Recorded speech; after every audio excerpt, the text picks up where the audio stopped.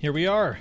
It has been a bit of a day for me, which means that I'm really happy that I get to sit down here and actually do some interesting stuff. Hey, Kung Fu Fenris. Hi on Post Game Mastering. How are you? Hi. How are you? Hi. Let's hear about that. Yeah, I've had a busy day full of a lot of stuff, and honestly, this is kind of going to be the highlight. So I'm really happy to be here. I got to say hi to Valkyrie and Crosshair. Kung Fu Fenris has already been in here. Gillygood, I'm glad to see you. I know that for a lot of you, this is early, or rather, this is late for you, but it's appreciated and it's good to see you nonetheless. What are we doing today? It's Zesty. Hi. How's it going?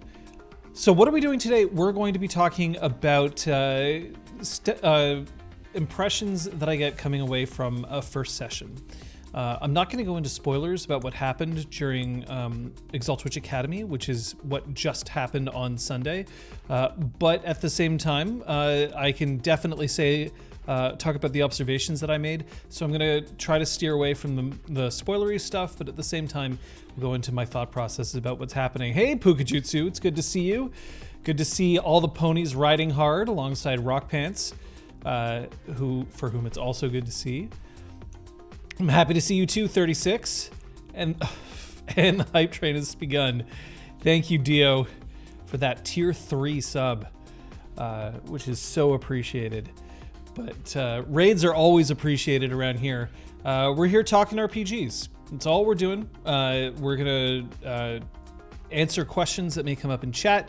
We've got topics to discuss if we don't have any current questions going on. Later on, we may be doing some game design live, doing some design of some evocations for our ExalTwitch Academy campaign that's happening on Sundays here on this channel. We've got Mangani, we've got more bits coming in from 36. Thank you very much. Watching from a hotel. That's pretty cool. Or not. I mean, there are a lot of different reasons why somebody might be in a hotel, but there we go. Oh, it's good to see all of you here, and it's been a good day, busy day, but a good day. So, what just happened? On Sunday, we ran our first session, so that wasn't session 0. I don't really count that as a session, despite its name. Session 0 is really sort of a way to establish the sort of foundation and the ground rules of a campaign. Session 1 is really the one where you get the PCs step into their characters as a group for the first time, and you really start learning about what they're trying to do with themselves. And that can cause some unknowns to come out. So let's have a look at them. Level 3 for the hype train. Always happy to be here. Aw, I don't deserve this community, but I've got you anyway, and I really appreciate it. Landlord is getting wall insulation installed. That's a good reason to stay in a hotel. You do not want to be in a hotel while that's going on. You finished up your Sun Yuletime special. Very well done. A spirit relive Christmas from immortal days by detoxing the scion of Santa Claus. See, now all you have to do is just option that, and then you've got a new Christmas special. See if Netflix is interested in that one. So first sessions are always kind of nerve-wracking. They're especially nerve-wracking for somebody for whom their GM style is very specifically improvisational, because while I can come up with some things in advance, I very specifically don't come up with too much in advance, because I want to keep that sort of freedom going in the game where my players feel like they can push, take the plot wherever they choose to, as opposed to wherever it's going to happen because I've already decided. And as a result, it's the kind of thing that when you walk into the first game, it's hard. It's hard because is it going to connect? Are people going to have fun? Are people going to be interested in what's happening? Are they going to latch onto your story hooks? Are they going to create their own? Or are you just going to kind of be sitting there at the end of the session looking at each other and being like, yeah, that happened, I guess, and without much more else to say about it? So the first thing that I always do when the first session ends is I take a breath and I try to put it out of my mind for at least a couple of hours, if not until the next day. It is hard, and I do not succeed often. One thing that I'm constantly guilty of is the day after the first session or the night after first session, I don't sleep well because I'm constantly thinking about what happened in the game and running it over in my mind. It's kind of how I process information, is I do it at inappropriate times at night when I should be asleep.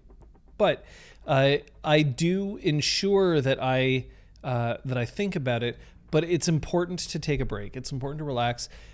Things that seem amazing can often kind of lose their luster after a couple of hours, and things that seem dire tend to not be so bad. By waiting, you're taking the edge off it. You're dulling it just enough so that you can look at it a little more objectively, and that's kind of the important thing to keep with us in general. Night of your first session, I fell asleep at 4 a.m. and had to be up at 8.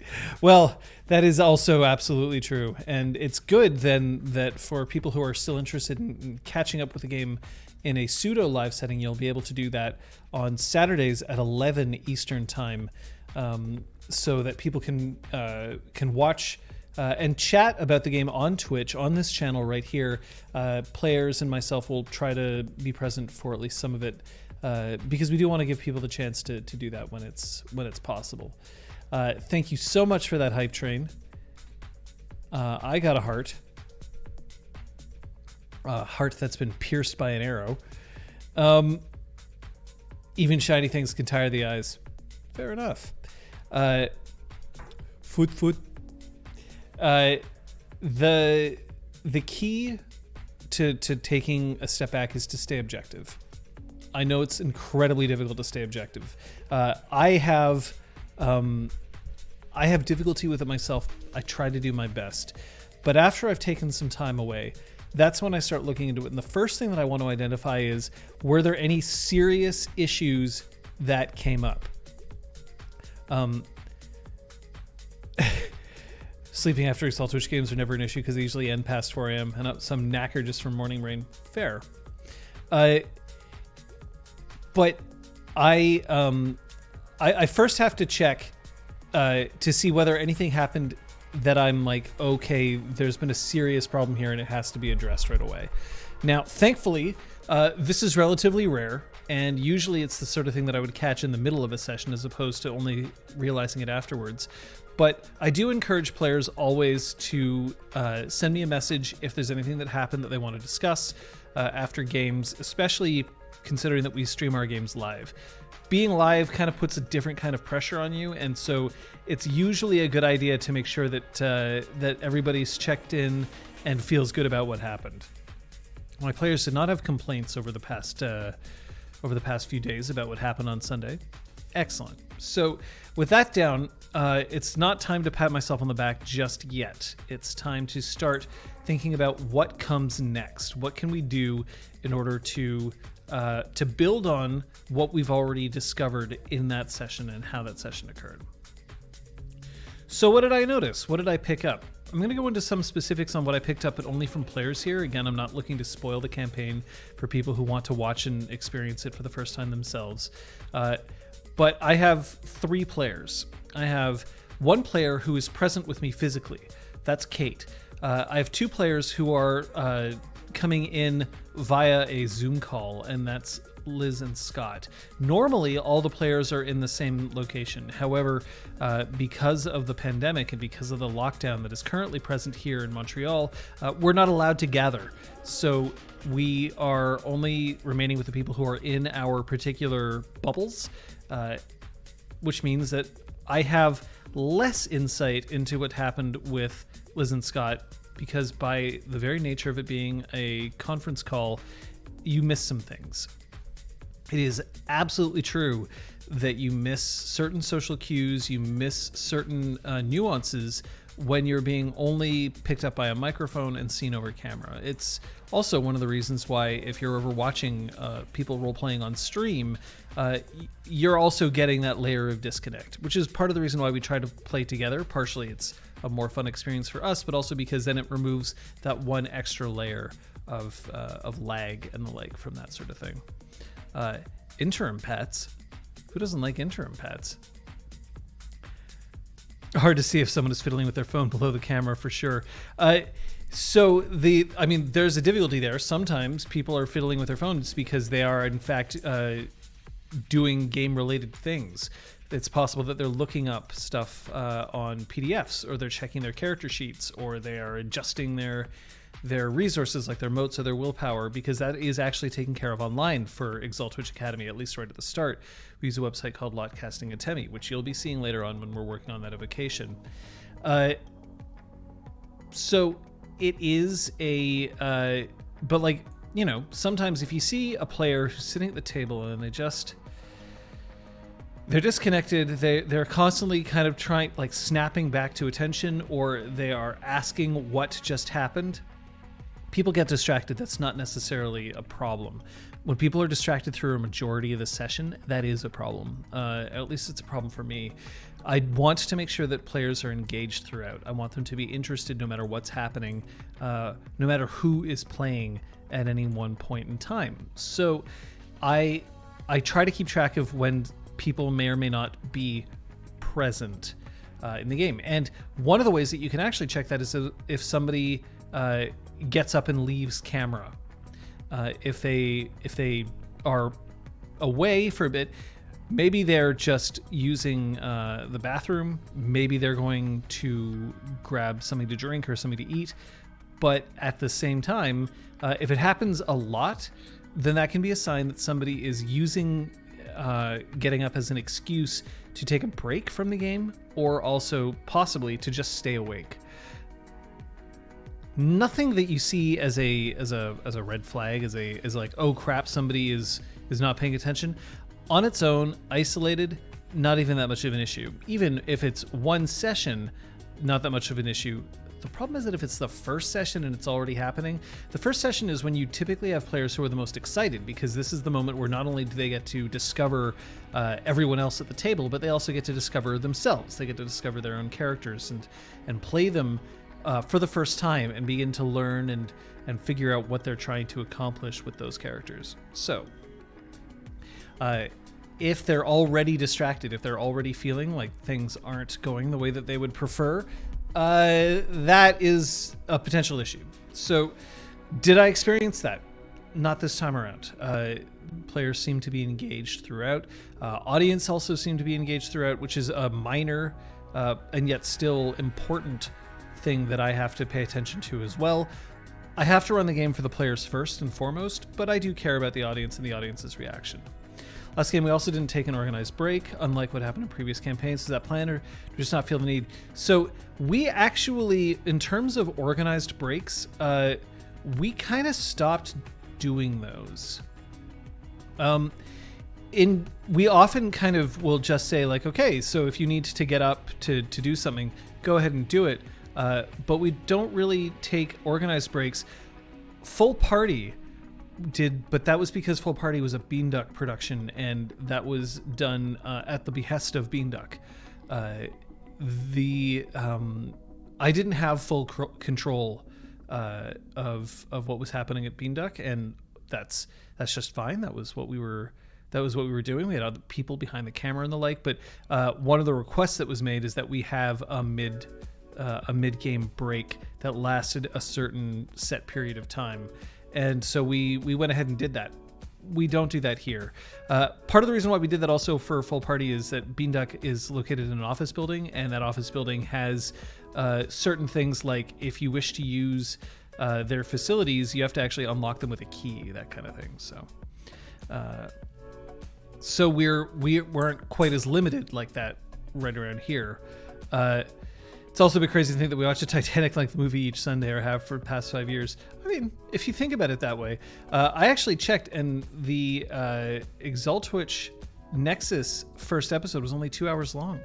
We only extended that later on. Of course, it was only 2 hours long. We also only planned on playing every other week, and that did not work out. We ended up needing to, or wanting to, and then I would dare say need to play every week. Part of that is just to help keep the momentum of the game going and keep it fresh in everybody's mind. So But yeah, originally it was only 2 hours.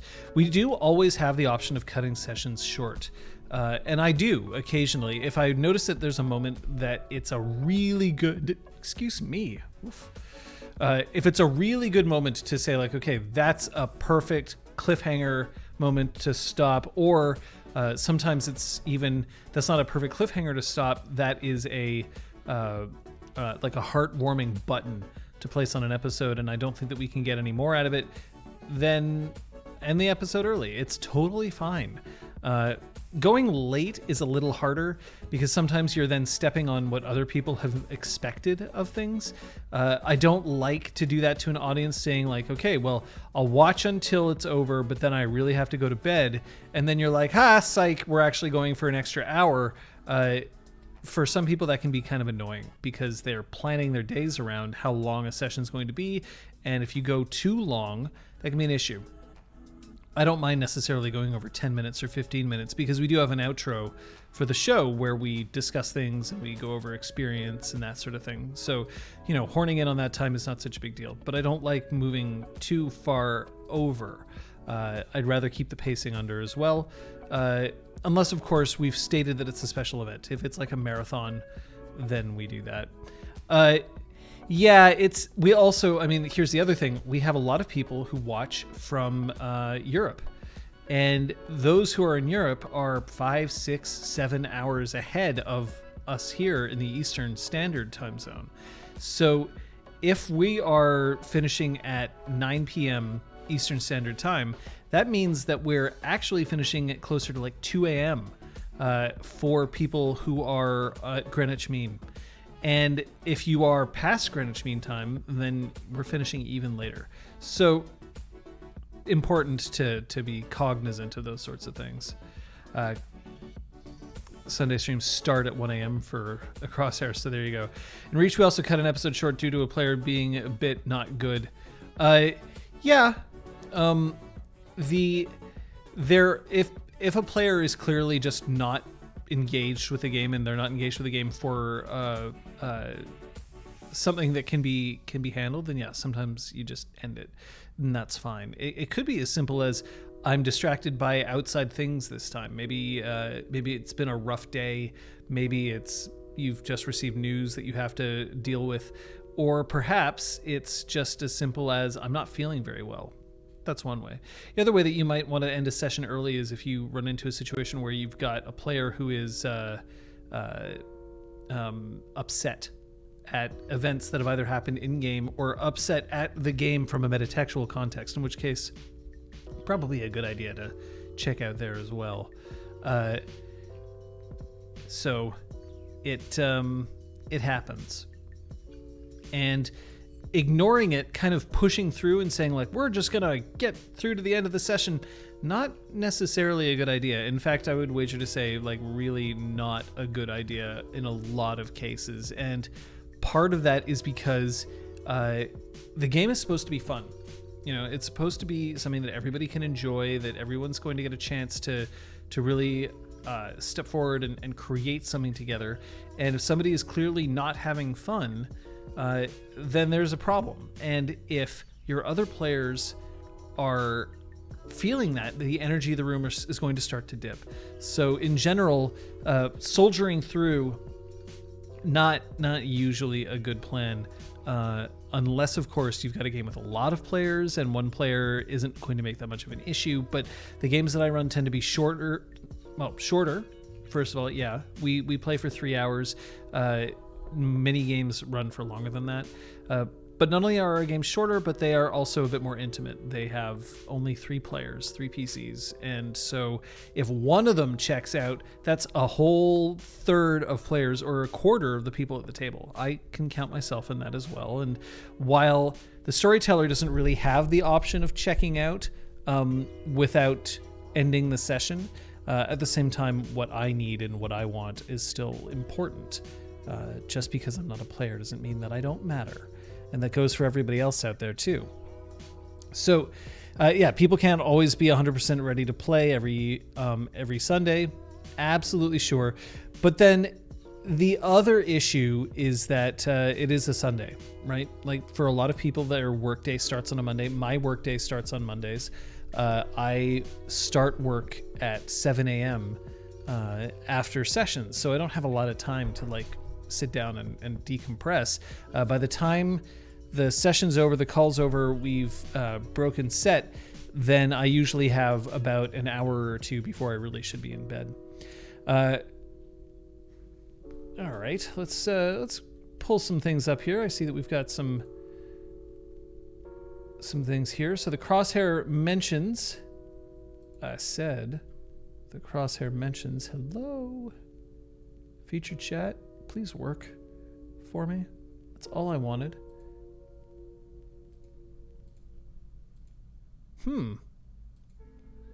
Featured chat does not seem to be working. I'm not sure why. Oh, I can see chat. I can see chat in front of here, but what I use to show up on stream does not seem to be cooperating.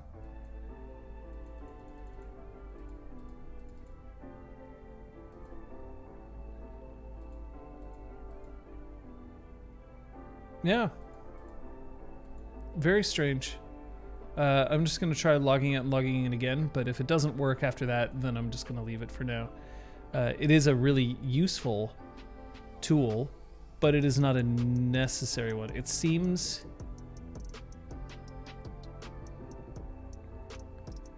I mean, I can see on the stream, it's just a function, it's a specific tool that we use in order to bring highlighted messages up on the bottom of the screen. That's what isn't working currently. And it seems like it may be a problem with featured chat itself, which may mean, just for what it's worth, that Twitch may start bugging out in terms of chats. That's what I've noticed. So we just have to, if that happens, obviously, then we'll have to do this another day. Okay, so featured chat's not cooperating. We're going to leave it for now. The Crosshair says, you mentioned that episode 1 went well, no big issues, and that one might be, that people aren't paying attention on first session. But what are other big problems that first session might have? So, if we are looking at big problems, first thing is, if somebody has, if a player has no idea what to do with a system of a game. Thankfully, we've all played Exalted before, but for some of us, it's been a while, and for some of us, it's been even longer. So, one of the things that we do before we start our campaigns is that we always try to run a couple of practice sessions where we focus mainly on mechanics, just to try to remind people, like, this is what's happening. Oh, Loom of Fate is saying something strange. I don't remember it ever posting that directly in. Whatever. Hey, Requiem. Good to see you. Okay, so Loom of Fate is woken up. Yeah, so there seems to be some chat issues. Twitch has been experiencing those quite a bit recently, and that is disappointing, especially because it happened right around GDQ, which is especially a problem. Oh, you needed a fresh auth token. Okay.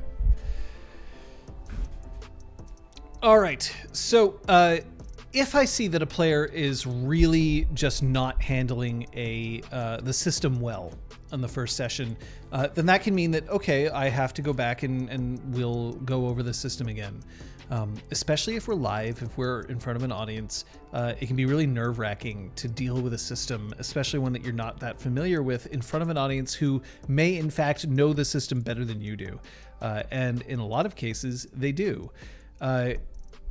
And sometimes they don't necessarily know better than you, but because they don't have the pressure of focusing on running the story or playing their characters and dealing with an audience, then they're in a better headspace and they can remember rules better than you can. This is pretty common. And that would be a flag that I would have to take away from a first session. Is somebody struggling with the system, or worse, is somebody getting overly frustrated with the system? There are ways that you can identify this. There's a big difference between somebody saying like, oh, well, sorry, I just don't know which dice I have to roll yet. Or, oh, I'm sorry, I don't know what my abilities do yet. That's fine. What you don't want to see is people directly cursing the game itself. Like, this stupid system. Like, I just don't know what I'm doing here. Or, it's so complicated. Like, can I do this or can I do that? I just don't know. Moments like that where you see that a player is giving up, or a player is not expressing regret, or expressing regret is one word. Another one would be that if a player is apologizing for just being like, sorry, I'm just not sure what to do yet. These are relatively normal. A player who is being aggressively against the system that you're working on, like, that is a bad sign, especially on the first session. And the main reason why you want to nip that in the bud anytime is because somebody getting frustrated like that is probably not having as much fun as they could be. But also, if you let it fester after the first session, then the impression that the player is going to walk away with at the end of that first session is, this system is not good, and now this is the system that I have to play in, as opposed to, I haven't learned the system to the point where I am comfortable with it yet. I will get better. Or alternately, we haven't learned the system. Because remember, some of it is also just reliant on everybody at the table sort of getting it and appreciating what's going on. And some of it is very specifically the storyteller and their storyteller's ability to grasp the rules quickly and to make things work and move things along.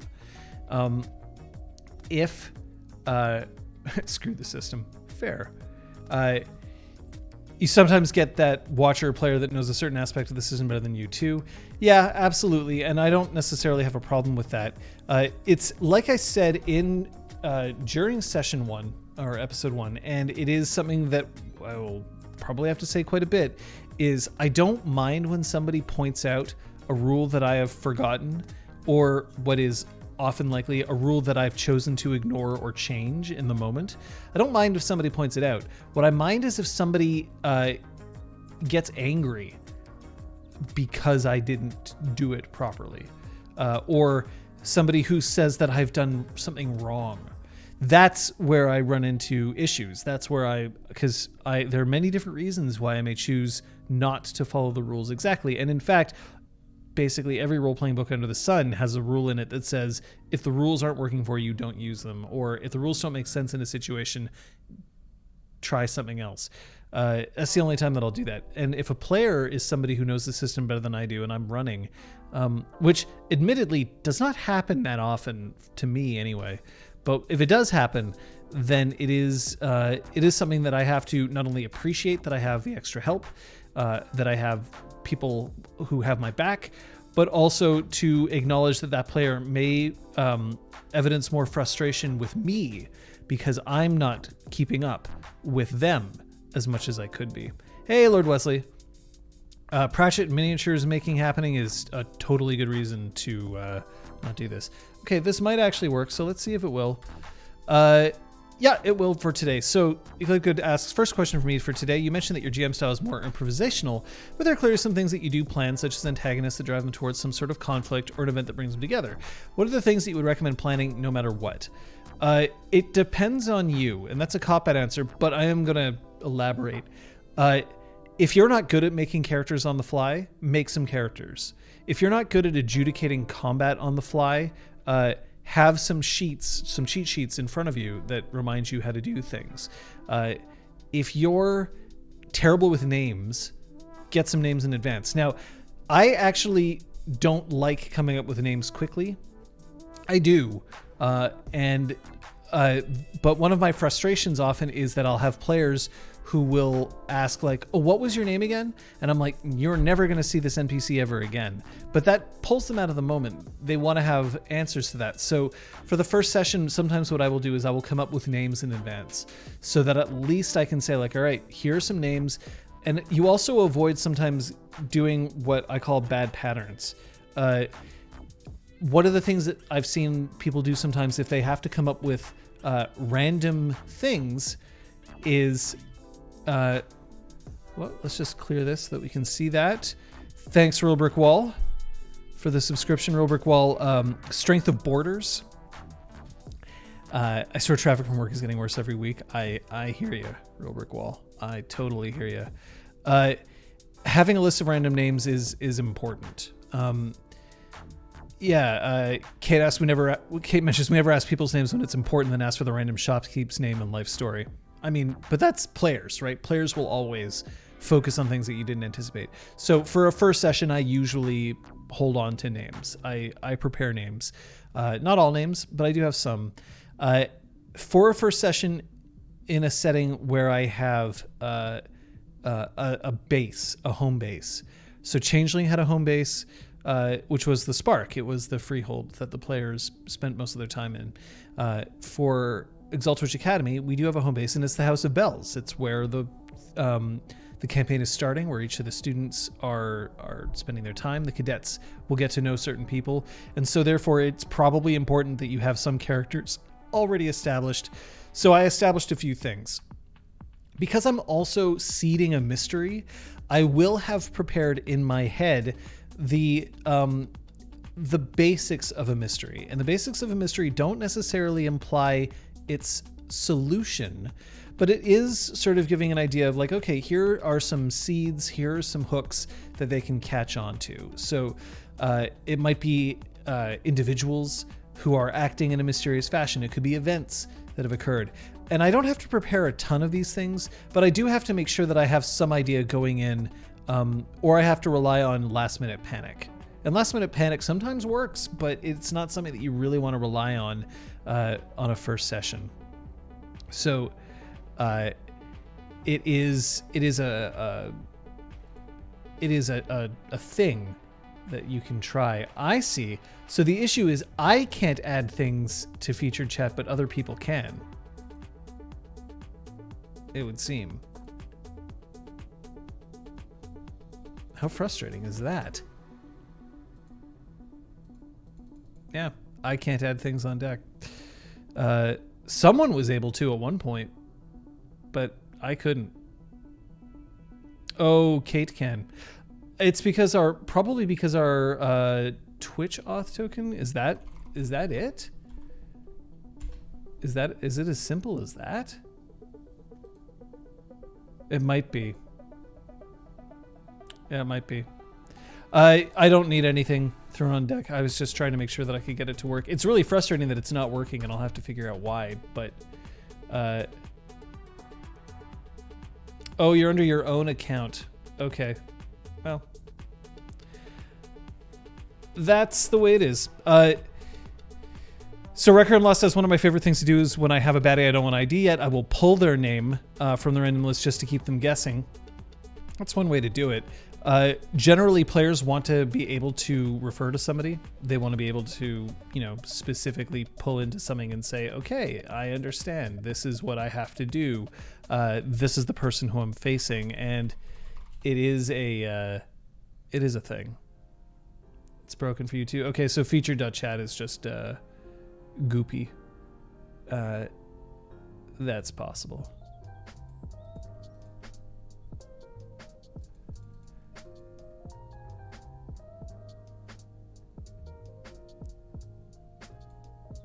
Yeah, I can't access it using my other logins either. Okay, well, whatever. The Crosshair says in one game I had an NPC that used a different name every time. The sad part was that the players didn't even notice. So yeah, that's a good sign that if people aren't noticing the name, that maybe the name doesn't matter that much, or maybe the players are not paying attention enough. But it's sometimes just as simple as they just don't care about the name, or they did notice, filed it away, and never told you. There are times where somebody will solve something or realize something, but doesn't feel the need to confirm that information with you. So happens. Lord Wesley asks, any tips on keeping a session serious or running a game with drama? I'm good at comedy. Drama seems hard to hit. Yeah, it's hard. I know that some people say that comedy is harder than drama, and some people say that drama is harder than comedy, and the reality is that it's neither. What's difficult is what you are attempting to do and who your audience is and what their state of mind is. So for instance, it's very easy to make people laugh if you know what makes them laugh. There are people who I know who all you have to do is make any kind of scatological joke and they'll just be on the floor. And I'm not a huge fan of that kind of humor. So it's, for one person, to be very easy. Make that person laugh, make a joke about shit. I'm not necessarily going to laugh at that. I won't find it as amusing. So comedy is a bit more subjective. The problem with drama is that people actually have to be invested emotionally in a drama for them to care and for them to react well to it. Because one of the things that you'll see that it's just the absolute nightmare, an absolute nightmare, is when you want things to be dramatic and then everybody else finds it funny, or they start mocking or satirizing or parodying what you are trying to pull off as dramatic and a big deal. The troll face doesn't show? Oh, I'm sorry. Sometimes a good comeback is all you need for funny moments. I won't lie, I giggle every time someone makes a shit joke. So here's the other thing. I don't think that makes you a bad person if you like jokes about poop. There's nothing wrong with that. It's just certain things are funny to certain people in certain ways, right? There are jokes that I make that I imagine some people are just like fucking past it and they just do not care. And that's totally okay. That's totally fine. The room effect. Yeah. So Valkyrie kind of hit it on the point, hit it on the head there. If you are trying to create a scenario where, serious things are happening, but no one else is actually invested in it, it's not going to work. So the first thing that I'm going to tell you is if you can't get people engaged in something, and remember, that could be because you're not setting the tone correctly, but it could also be as simple as they don't want to engage in that way. Don't force it. Forcing drama is a very good way for it to backfire on you. The other thing that I would say is beware of emotional whiplash. It is a tool that can be used very, very carefully, and it can be used to incredible effect, which is why people try to use it all the time. And the reason why people love emotional whiplash is because when it works really well, perfect. But what they don't realize is that often the times that people are using emotional whiplash is because they are very deliberately manipulating you into a certain emotional state over the course of a long period of time using material that's been prepared a lot in advance. There's a big difference between writing a script and running a game. Even if you've done preparation for the game, things don't necessarily go the same way that you would have expected. So if you are...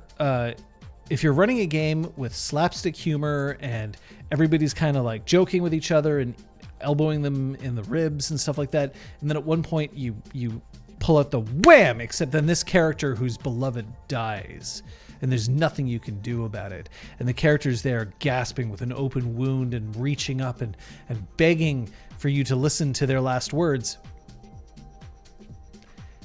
they may not be at that same emotional level as you are. And if you have created an atmosphere at the table that doesn't encourage people to do that, you're screwed. The second thing is, if people don't feel emotionally safe, they will not engage in drama. It's easy to engage in comedy compared to engaging in drama when it is happening to you, when it is personal.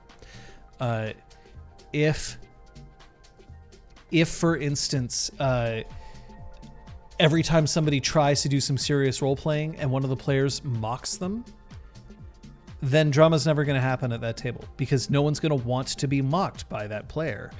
If somebody comes forward and they're like, I'm going to try my acting chops, I'm going to put on an accent and I'm going to use a funny voice and I'm going to play a character that I've never played before. And then this person comes in and says, all right, then my parents are dead and I've got a tragic backstory. And look, I've got double katanas and my katanas are flinging everywhere. And my katanas are named death and despair. Well, the problem is that if nobody can take you seriously at that point, if people start mocking you for your choices, especially if you're new to a situation like role playing, then you're not going to feel comfortable engaging in drama. Sasuke, did I inadvertently describe a character? Shit. So Kate says, yeah, there are ways of gradually raising the stakes to test whether they'll shift the mood, but just pulling the handbrake isn't necessarily the way to go, which is why I also don't recommend emotional whiplash if a game hasn't experienced drama before. I went from Cockney to Old West to West Virginia in the span of a sentence. Yeah, that was deliberate. That was me trying to show that if you're new to doing things like accents or voices, they're often not going to sound good. And some games will be welcoming of that and some games won't be. And especially audience-based games can be especially hard to do that kind of thing because somebody might be like, well, I am from region here and that sounds nothing like it. Of course, don't forget that accents are all different, and just because your version of an accent doesn't sound exactly like someone else's doesn't mean that it's wrong. And remember that everybody has an accent. Yes, even you, yes, you have an accent. Even if you think that you are that you don't have one and everyone else does, you have one. But I get auto-corrected all the time, real Rick, while it happens. But what we do end up sorting out... You know what? I can give you an example. There was a webcomic, there is a webcomic, I think it's actually still going on, called Control-Alt-Delete, or rather CTRL-ALT/DEL. And it was a webcomic that was very slapstick, very humor-based, vaguely misogynistic at times. Yes, I'm talking about Loss, Real Brick Wall. I am absolutely talking about Loss. And this was a comic that had a little bit of slice of life to it, but nothing serious had ever really happened in here. It was to be honest, it wasn't even a great webcomic to begin with, in my opinion. But abruptly, not abruptly, at one point, the main character, essentially the author avatar, or in this case, the cartoonist avatar, hooked up with the only female character in the entire comic, and who is designed, of course, to be like, I am not your stereotypical girl, except, of course, ignoring the fact that whatever. They had become a couple, and she was pregnant. I'm going to put a trigger warning right now for pregnancies and the complications thereof. So if that's an issue for you, please come back in literally 60 seconds and I'll be past this. But everything was jokes. Jokes. And then in one comic strip, bam, the character miscarries. Really an awkward time for somebody to raid. I'm very happy to have the raid. Thank you, the Game Mommy. But I just put a trigger warning in front of something. But I've now passed it. So, cookie raid. I like cookies. Who doesn't enjoy a good cookie now and then? But anyway, so ignoring now what the specific thing was, that's a very serious life event, and it was a very, very harsh moment in that comic strip. In a comic strip that had never experienced any kind of drama up to that point of any significant nature. And people reacted really vitriolic to this comic, to the point where it became a meme. The meme is called Loss. You can see it all kinds of everywhere. Oh, look at all these great cookies that we're getting going on here. I am so happy for these cookies. So all of a sudden, out of nowhere, a horrific life event occurs to one of the characters, and There is no warning. And it caused huge, yeah, we're talking Buckley. And it caused a huge moment of emotional whiplash. The same thing can happen in your role-playing games. If you have not prepared your players or your audience in terms of streams, if you haven't prepared them for the idea that drama could occur, and if you haven't given them tastes of it, pulling something huge means that they're not necessarily going to be equipped to deal with it properly. And it's the sort of thing that can really cost you permanently in a game if you do so in such a way that it is unexpected. Now, if you are doing this in a more, if you have prepped your players, if you've given them tastes of drama, especially if in session 0 you have mentioned that I am interested in following some dramatic moments as well as comedic moments, then a moment of emotional whiplash could be really great if you do it correctly. But Kung Fu Fenris puts something out there which is really important, which makes a lot of sense, and that is that drama needs consent. And if you don't have that consent, it's difficult for you to pull it forward. So if the best thing that I can tell you to do right now, Wesley, is tell your players, just so that you know, I want to make sure that this game also has elements of drama in it. You can be blunt. You can use your word hole. You can straight up say, this is something that I want to see, and I would like your help in making this a reality. And they're very welcome to come back and say, I don't show up to role-playing games to cry or to get angry. I show up to role-playing games to screw around with my friends and to beat down monsters and make jokes. And if that's the case, then at least everybody's expectations are clear. It is very simple, but the problem is that we've been kind of taught, all right, you know what? It's time for a miniature rant here. We have been taught to read people and interpret instead of being open and clear. And a lot of this comes from the concept of how it isn't polite to mention things. It isn't polite to come out and say things. And this is a problem. I'm not saying that society has to be blunt 100% of the time, but you'll get people who are like, oh, I don't like it when people play games in my relationship. You don't have to. You do not have to play games in a relationship if you don't want to. You don't have to put up with somebody playing games in your relationship. There are other people out there. How do I know if somebody likes me? Ask them. Hey, are you interested? Because I'm interested in you, or I was just wondering if you were interested. You can actually do this. The problem is that we are trained to not do this. And especially if you are a marginalized population, you are trained to not make waves, to not make things difficult for people who are in the majority.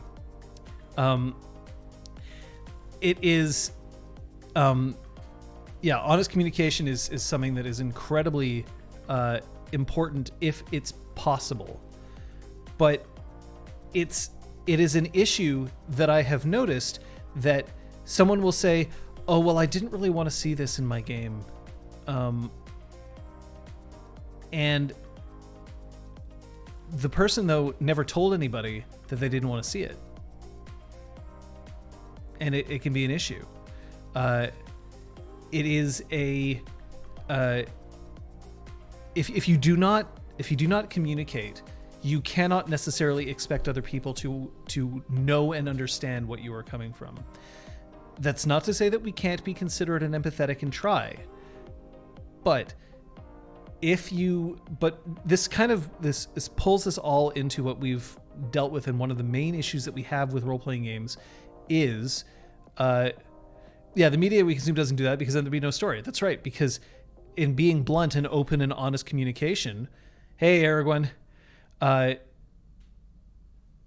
then there is no drama, right? It's sort of like, If you walk into a room and you see the main character and they're with somebody who isn't their partner and they're in various stages of undress, and the person goes, gasp, and they slam the door and they run away, and it turns out that this person had poured, scalding oil all over their clothing and they needed to pull it off right away. Well, that's an easy thing to say. You could be like, wait, the reason why he doesn't have a shirt on is because otherwise he'd be burning to death. Well, that doesn't make for a very interesting story, now does it? So, being open doesn't mean be a dick about it. Being open does not mean you get your way. Saying this is something that I don't want to see in a game is also not saying, well, I've said it, so it can't happen. Remember that everything is a negotiation and a compromise to a certain point. Hey, thanks, Requiem, for tossing that over to Giant Rat Guy. Giant Rat Guy, asking somebody, do you know when you're going to leave, is a completely legitimate question. Sometimes I just want to plan my day. And if you say, oh, I was hoping to stay here as long as possible, I'd be like, great, so that's what we're doing. I'll make sure that we've got dinner ready. Instead of, you're only planning on being here for 30 minutes. Well, then I'm not going to spend the next 20 minutes getting a snack ready for you, because that's all the time we have. That's a very normal question to ask. But yes, being open to somebody does not necessarily mean that you get your way, but you can be open about it. It's just we're trained not to, right? We're trained also to not necessarily look like we're actively seeking what we want. Women aren't allowed to want sex. They're allowed to parcel it out as a gift to other people instead of seeking it out themselves. The concept of anybody who is not cisgendered, heteronormative, heterosexual, the concept is, I am the default, so I do not have to say what I want, but therefore other people can't say what they want because I don't have to say what I want, so it makes me uncomfortable. All this has to be ditched. And in terms of role-playing games, it is incredibly important to just be open. If you want moments in the game where you're like, I want to have a moment where my character can openly weep about their life situation and I don't want to be mocked for it, say it. We did this in our session 0. We made it very, very clear in our session 0 for ExalTwitch Academy that we were looking for laughs, but we were also looking for drama. We were looking for romance, and we were also looking for shenanigans. But we were specifically not looking for feeling persecuted at all times by the entire world, because we'd done that in Exalted. So this is something that players were like, it'll be interesting to try a moment where not necessarily that nothing bad will ever happen to me, but that I won't be killed for revealing who I am right away. So setting those expectations are important, and as the storyteller, you have every right to set your own expectations as well. I, for instance, would not be interested in running this game if it meant that everyone was like, oh, but we thought that we'd get to play 12-year-olds. I don't really want to run a game that it's just 12-year-olds running around. That's not what I want to do with this particular campaign. First of all, because if you're 12, you probably haven't exalted yet, or if you have exalted, you've only just exalted, and that can sometimes be difficult to sort of play through, because I didn't want to go through all of that. But also, one of the things that we wanted to examine with this game is romance, and romance gets kind of squicky if you're talking about 12-year-old kids. Not saying that 12-year-old kids can't experience romance or even sexual attraction, but we're on Twitch and there are rules about what we're able to put forward. And one of the things that I think Twitch would ban us for right the fuck away is if we implied that people who had not yet reached the age of consent in most countries were engaged in sexual activity. So we don't. Sushi burrito. Whoa. I got some chicken sous videing right now, which I'm going to put into a salad later, and it's going to be awesome. So, what are some other ways that you can also inject drama into a game? Do a little bit of drama, just a little bit. The Crosshair actually mentioned something a while ago, which I still have here, and I would have totally put it in featured chat if it wasn't being annoying and upset. I always like the way that John brings down the comedy stuff without forcing it, just by becoming slightly quiet, not necessarily engaging in it at all, and using subtle methods like that to slowly die down the fun times. So this is something that I've learned to do over a long period of time. is signal what I want from my players through my mood, my actions, my posture, my words, my volume, my tone, my shifting back and forth. So, the 12-year-olds are allowed to have survival charms related to familiars and artifacts that let them store said familiars into little balls. I mean, it's the 25th anniversary, Monty. That is absolutely true. There is a... there are things that I can do. It's why I start sessions with a short monologue. It's because it's sort of like, instead of me saying, all right, everybody, shut up and pay attention to me because we're starting the game now, which can work for some people, it's my way of gradually saying, like, all right, let go of the outside world, start buying into this fictional one that we're going to create together, because we're going to and start getting into the mindset of we are playing a game instead of we are just talking as friends. That's what we do. If I know that I want to start hitting on a dramatic moment, I will stop making jokes. But I'm not necessarily going to say, okay, everybody stop making jokes right now, because I want to be serious. And I won't immediately start canceling out all jokes, but I'll just start, okay, like everybody's smiling and laughing, and instead, I'll drop my volume just a little bit. Because if I drop my volume and everyone else is being loud, then it's going to force everybody to lean in and pay attention to me. Now, obviously, if I get too quiet and nobody can understand me, that's no good. But if I start making it so that, like, you have to start lowering your volume, you have to start paying a bit more attention to me because I'm trying to bring that in now, that is a way to sort of be like, all right, it's not time. Because if they just keep talking and they just keep laughing over me, then I know that I don't have the initiative in the social encounter that we're having right now, the game. I'm getting very metatextual here. I don't have the social initiative to pull a dramatic moment. If I don't have that pull, I shouldn't try. No matter what I've done to try to introduce moments of seriousness into the game, and all people do is just keep laughing and keep joking, I should just wait for another time. So, okay, somebody can, so feature chat is working for some people. Okay. Random question, not really sure how to word it though, but I have difficulty with antagonists. That is to say, when to fully stat them, when you just use a quick character, or how to make them just strong enough to make it a challenge for the players. Any advice? Totally. First thing, you can always stat a character out after you make a quick character. If you need to, not a problem. Second, you can be open with your players and say, I don't have all the information about this character right now. If you want to see the sheet, I can't show it to you. Or just flat out refuse and be like, you can't see this sheet. But making somebody just strong enough to make it a challenge for the players, you have to start So for some games, the math is already done for you. D&D, that's its main draw point. I've said it many times on this channel before. The main advantage to Dungeons & Dragons is game developers have said, we know how strong a party is at a certain level.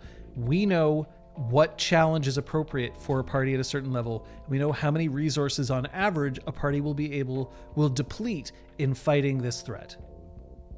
So combat is kind of sorted for you in that case. And there's still nuances in there. There's still things that you have to fix.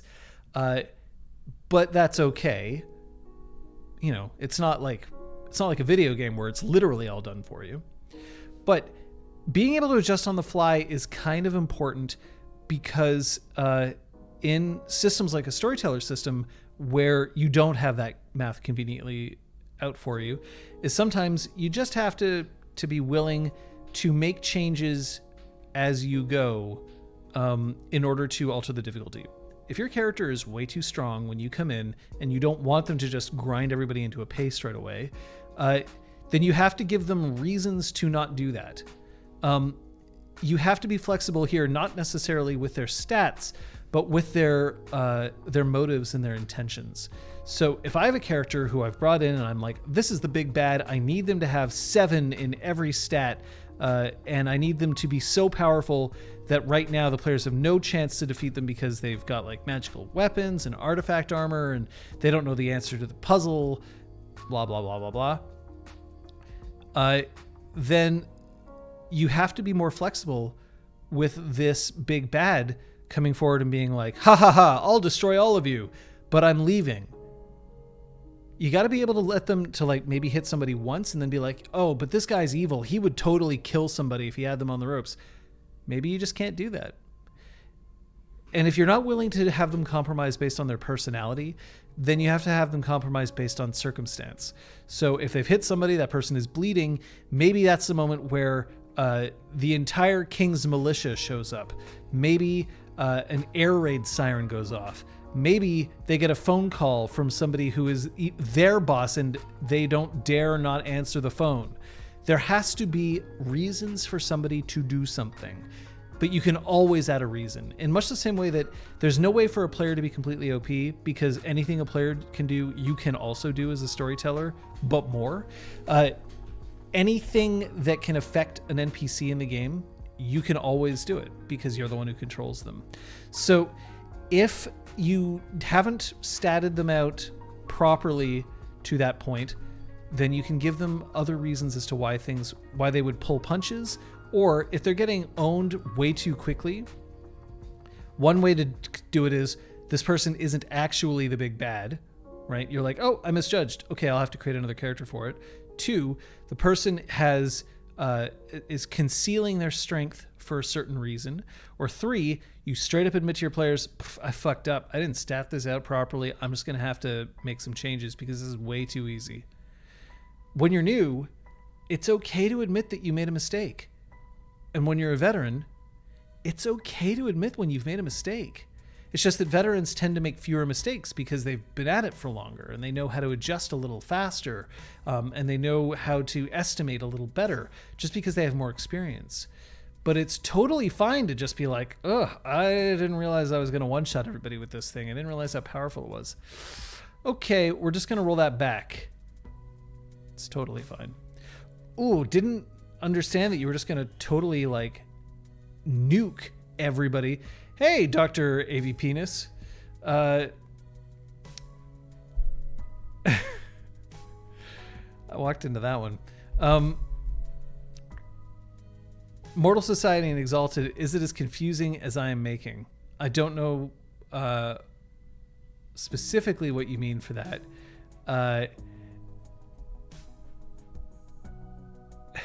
It's everyone, don't worry. Fair enough. Sorcery is complicated in Exalted. It is. There is a reason why a lot of characters choose not to use it. And there's a reason why I'm not upset when my PCs don't do that. Thank you, Rock Pants. So it isn't necessarily something that I think you need to worry about. But if you're worried about it being really too confusing, this is sort of outside the scope of clinic hours, just because that's delving very deeply into one very specific mechanic of a game that is relatively complicated. Post on Crunch in the Discord. That would be a good place to ask. Craft and Sale, on the other hand. Sorcery isn't like overly complicated, but it can be. Mortal Sorcery gets a little complicated into who can do it and why. Yeah, 3rd edition is definitely a bit easier. What is my favorite thing about storytelling? My favorite thing about storytelling is that I don't know the ending. And I even do that when I'm writing things on my own. I don't know what the ending is. I'll find out. This is in one way in which I am similar to Evan in the web series LARPs. Is I play because I want to know the story. I want to know how the story ends. I want to know what happens. And I don't know what happens myself. That's my favorite part about storytelling. Because I can help create a story, and I can help guide a story, and I can help pace a story, but I don't necessarily have to write the ending for it. Do I prefer being a storyteller or a PC? I am.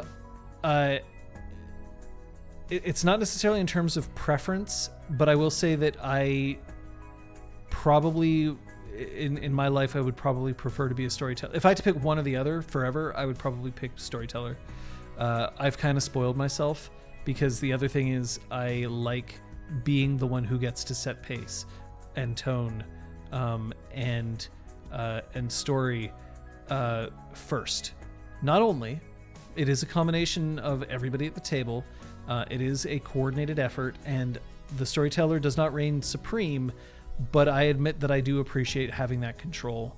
And there are times where I've been playing in games where not having that control frustrates me. Mostly if I feel like the game isn't catering enough to what I want. Now, that's completely selfish, and I admit it.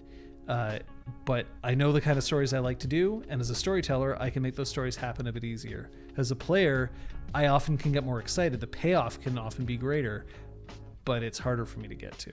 One-shots, on the other hand, are always fun, assuming that everybody is buying into it at the same level that I am, because I get to take a break. But yeah, I'm actually not convinced that I would make a very good player anymore.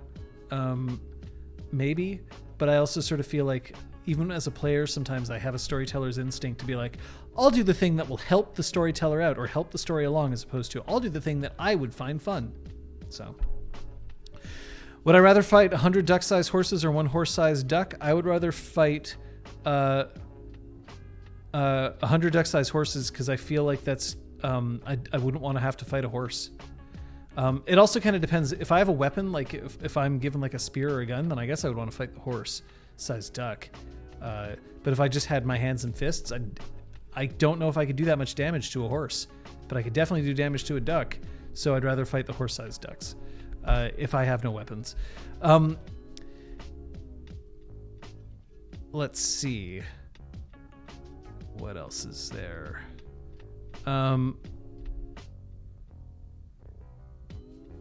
Well, thank you, Requiem. If you'd like to be a PC in one of my stories, I appreciate you saying that. Like, that's very kind.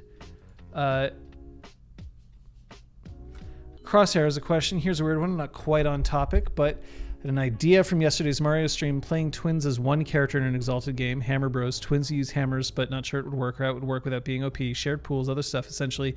Is there a way to play two characters in one? Yeah, there are. So you have inadvertently, I think, tweaked something in me that I just should point out.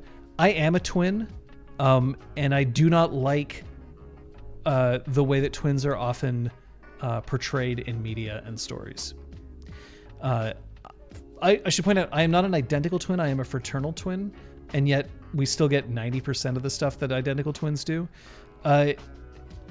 My twin is my sister.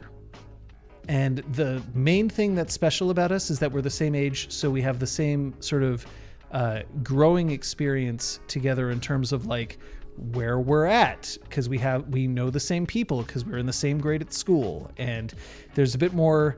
It's a bit easier to compare the two of us because you can't sort of say, well, this person's older, or, well, this person's younger, like we're the same age.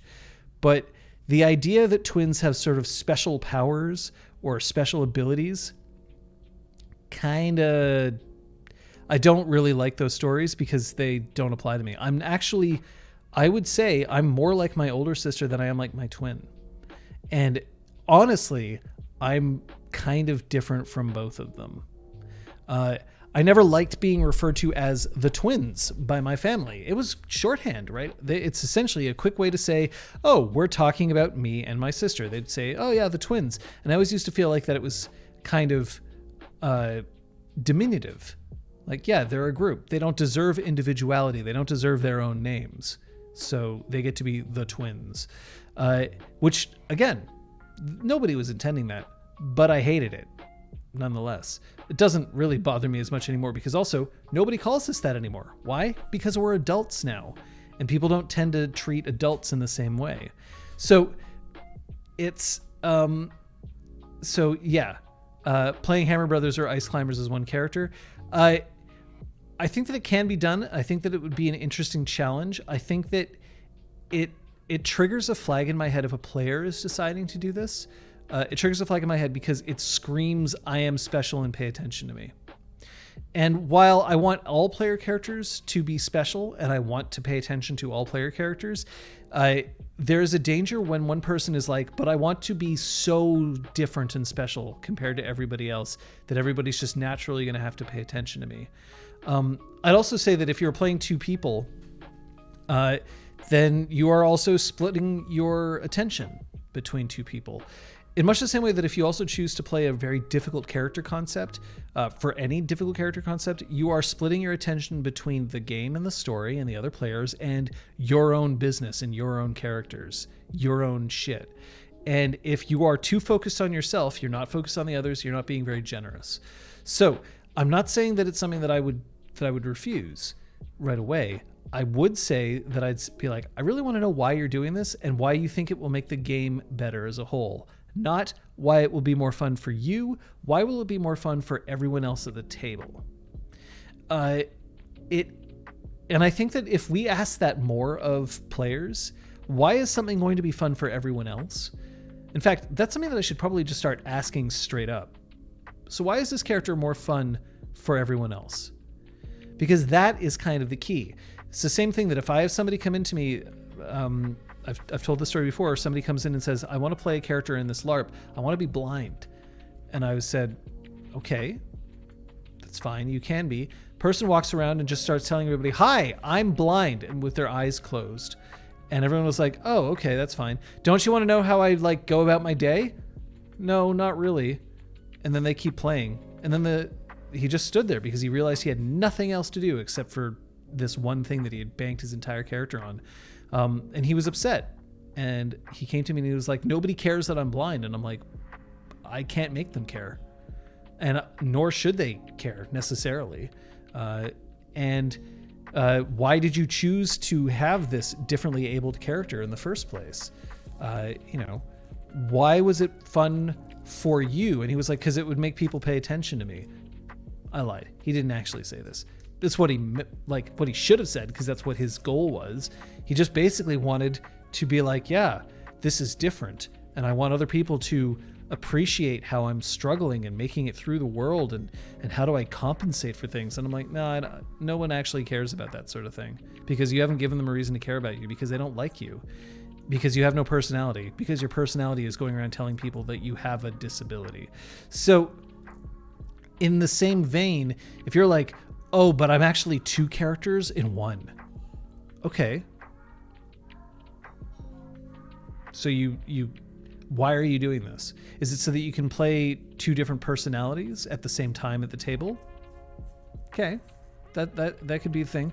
Is it because you want to have an advantage in combat because you found a way to make that work? Okay. Or is it that you want everyone to pay attention to you? And it's okay if you want everyone to pay attention to you. It's even sometimes, if you're doing that specifically as that kind of trap, sometimes you can make it work, but it's tough. If, for instance, one of my players for ExalTwitch Academy came up to me and said, I want to play two characters in this game, I would say no. I'd straight up say no. And I trust these players more than I've trusted basically any other player that I've played with in my entire gaming career. But I'd still tell them no. Because I would say, honestly, first of all, it's going to make our tech really fucking weird. Second, I don't have time to devote more time to you because of two separate characters. Third, I'm not interested in you playing two half characters. And fourth, I don't see how this is going to make the game better for everyone else. Now, if you can convince me, then we can think about it. But it just seems like it's just a bid to grab attention in a way that other people can't engage with. So, see, I don't mind if somebody is special to the group, Requiem Lost. What I do mind is if somebody is special at the expense of the group. If you want to play two characters, just go Jekyll and Hyde on one much easier. Potentially, but then I would also say, do you know how difficult it is to accurately portray a multiple personality disorder? And that kind of sinks into the sort of what tone am I looking for in this game? Maybe it's fine. Maybe I don't care. But for a game typically where I'm like, I want to deal with some emotional stakes. It becomes difficult if you're at any moment you can be like, oh, but now you get the Dr. Jekyll character. So, like that doesn't work because he's calm and collected and cool. Oh, but now you get the Mr. Hyde character. So he's going to rage off the handle and smash things because they think it's funny. Like, I want to know why you want to play this character. What makes it interesting for you? And that is a dangerous thing sometimes to bring forward. Aragorn says, if someone has a really out there concept, it can be a really good idea to ask them and facilitate to get buy-in from the other PCs and figure out if there's a way that they can be involved in the cool as well. Yeah. It's always nerve-wracking when I see somebody just type like dots in a chat and I don't know why. Having words with the bot. Okay. Sell everybody else on it. But the problem if you're like sell everybody else in there is because players often don't like to say no to each other. In fact, storytellers don't like to say no to people. It's hard sometimes to say no. And I have had those moments where, look, I'll even be blunt. At one point I said, I'd rather that people not take crafts in ExalTwitch Academy because the crafting rules are really complicated to adjudicate, and I don't know if I want to homebrew them right just yet. And then immediately one of my players is like, oh. And then I immediately started backpedaling. I'm like, no, okay, fine, you can take crafts, we'll make it work. But like, it was that hard for me to say no. Now, in the end, nobody took crafts. Maybe because I made my point. Maybe because they decided against it in the end. But it is sometimes tough to say no. And if you're saying, well, everybody at the table has to, like, basically what you're then saying is, all right, I want you to look this person in the eye and say, you can't do this thing that you want to do. And that's hard to get people to do, especially if that person is like, well, everyone else at the table said it was okay, so I have to be the one to do it. So it can be hard.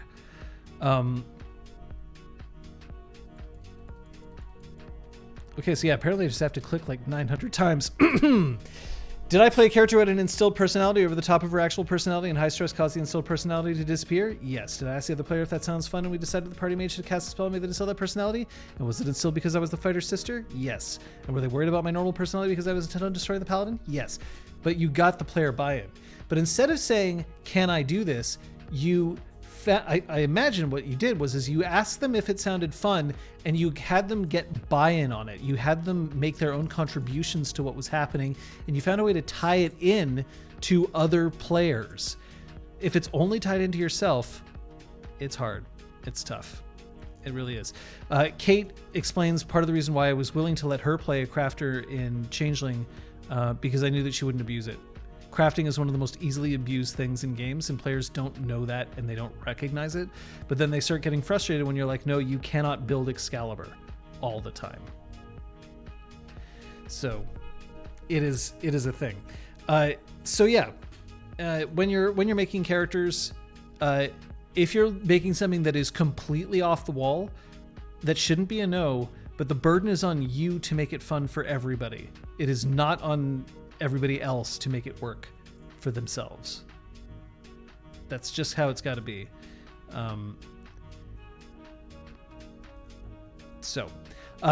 We didn't get around to it last time. We're going to get around to it this time. We're going to create an evocation because I want to. I want to give us the chance to create something from scratch. So one thing I homebrewed was a crafting, and I made it super fun, actually, part of the focus on the campaign. So that's great. But there is one thing, is that if I homebrew something as big as a crafting system and I put it on stream for everyone to watch, I then have to make it available to everybody. And that's tough, especially because, other people might be like, what's going on? And then I have to explain. So, one of my favorite things about RPGClinic, I can throw any silly idea I have in here and it becomes an important topic to discuss. Yeah, absolutely. Because your ideas are cool enough that they're worth discussing. And that's because there's some player types who, what they really want to do is they really want to make things difficult. They want to create chaos. They thrive on complicating things. And that is okay. That's a legitimate player type. but it's something that you have to work with. You got to work around it, and you got to make it work for everybody else as well. One of the easiest examples that I have are hidden identity games. I imagine that a lot of people have had this where you sit down to a hidden identity game. That's games like Werewolf Mafia, Battlestar Galactica, Dead of Winter, games where everybody has roles and you're not necessarily sure who the role is. Everybody has that situation where somebody walks in and the first thing they sit down, they're like, I'm the werewolf. And you're like, what? And they're like, yeah, I'm the werewolf. That's who I am. And then at the end of the round, they're like, and you were the werewolf. And they're like, yeah, that wasn't a strategy. I just wanted to say it. I just wanted to mess with everybody. And it's like, if all you're doing is messing with people, it means that you're changing the game for everybody else. Sometimes this is funny and useful. Sometimes it just means that everybody came to play one game and they ended up playing a different one because you decided that you didn't want to play it. So it's a thing to think about. Evocation named Ye Who Enter here. So there's a reason why I present the Diclave's names as Hope and Abandon, not Abandon and Hope. And it's time to get a little bit into these evocations. So you know what? We're gonna let's pop over to Lot Casting Atemi. We've got Cathak Pyres up here, and we're going to have a look first at what these mean to him. Hope and Abandon are red jade Diclaves that he bought. They are 3-dot artifacts, which means that I'm going to give them evocations, but I am not going to give them special abilities. They are going to use their base stats. But we also need to know what they mean to him. And we've got some intimacies here. Hope and Abandon, he adores Hope and Abandon. So that's kind of an important thing for us to look at. And we also have... Do we have anything else in here that's important? My weapons are an extension of myself. So these weapons are clearly part of Pyre's identity. And that is... Oh, there... No special abilities, how cruel. Yeah, I'm going to be cruel. I believe that a 3-dot artifact shouldn't be more special than a 4 or a 5-dot artifact. But there's going to be some cool evocations that he's going to get a chance to use, and they may unlock abilities later on. I'm okay with that. I'm okay with upgrading an artifact later on if I want to. So that is a thing. But at any rate, so we already know some things about how he feels about weapons. So let's see what we can do to create an evocation. Now, an evocation in Exalted for an artifact is like a spell or charm or power that it has that can be unlocked. And usually, characters need to develop a relationship with their artifacts. Some of them are sentient and they can straight up communicate with you. Some of them are semi-sentient, and some of them just have things like you just have to be able to fulfill its requirements, the requirements of whoever built it. But what we have to do for Pyres here is we got to go into charms. We're going to edit. We're going to go right down here, and in evocations we're going to add one. So the artifact name is Hope and Abandon. Now, what do we know about Hope and Abandon? We don't just know about the intimacies and major intimacies, and Scott looking for a weapon romance arc again. I mean, possibly. But the other thing that we're looking at is what Scott specifically said about what he wanted with his weapons. And he wanted his weapons to be related to passions, because he wants his character to be related to emotions and passions. Hope and Abandon is not abandon as in I toss something away, I abandon it. Abandon, in this case, we're using a different definition.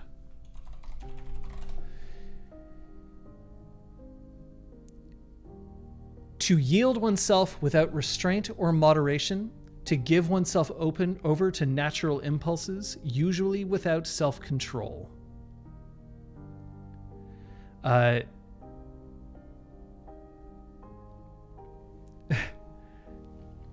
Yes, ExalTwitch Nexus featured my character in a bow, and maybe just watch it. Oh shit, he's here. Cheese it. So that is where abandon comes from. It isn't to let things go. It isn't, or rather, it's to let go of restraint and moderation. Hope, however, counterbalances. Hope is the idea that maybe one can hold on to something. Abandon is maybe one has to let something go. Because to hold on to things can hold you back. So, I only have so much time. That is fair. So if we go back to here, we know the artifact. This has to be a first level evocation. We also want to make sure that this evocation isn't on a completely different power level than Dreams of the Victor, which is the evocation that we made for Gale's Infinite Chakram, Soaring Eye. So Scoot's future lunar character's kisses his weapons is percolating. I'm here for it. So what can we do with this? We've already said that we want to deal with passion somehow, and we've also already seen, and here I'm going to give a minor spoiler for session 1. We've already seen Pyre's attempt to inspire emotion. So do we want to make this about social influence? Now, here's the other thing. Soaring Eye also has to deal with social influence to a certain degree. While it is a weapon about strategy, it is also a weapon about understanding somebody's social situation. So we want to make sure that we're not copying that too much. But we do want to make sure that we honor the hopes of our player. So what can we do with this? Now, because of this, I'm going to say that we don't want to make this an evocation that deliberately assists in battle unless we can tie it to passion somehow. But do we specifically want this to assist in battle? And I think we can...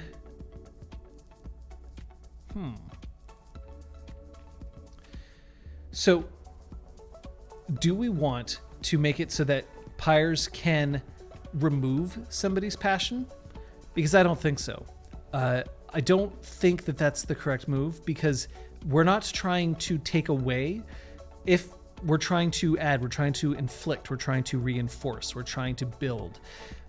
Oftentimes it's really interesting to have something do the opposite, but only way further on down the track. So if evocations 1, 2, and 3 help inflame passions, evocation 4 being able to take them away can be an interesting contrast. But we don't want that to be the first one. We're setting the tone here. So maybe something about falling deeper into the Great Curse. I know that Dragon-Blooded in 3rd edition don't get limited break like Solars, but something to keep in mind. Aragorn says, I was thinking it might be interesting to have the evocation alternately inspire/encourage battle units he's fighting with, or rout or discourage battle units he's fighting against. It can maybe inflame his own passion as a first evocation. So, there's a couple of options that we can have. Maybe the evocation helps Pyres use his own passion to assist him. It could be something that helps reinforce him.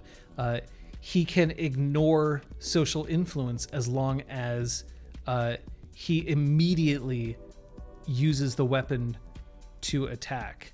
It could be that that if he manages to successfully strike somebody with the weapon, he inflicts emotion on them. Like it's like an inspiration that is happening as a result of the weapon.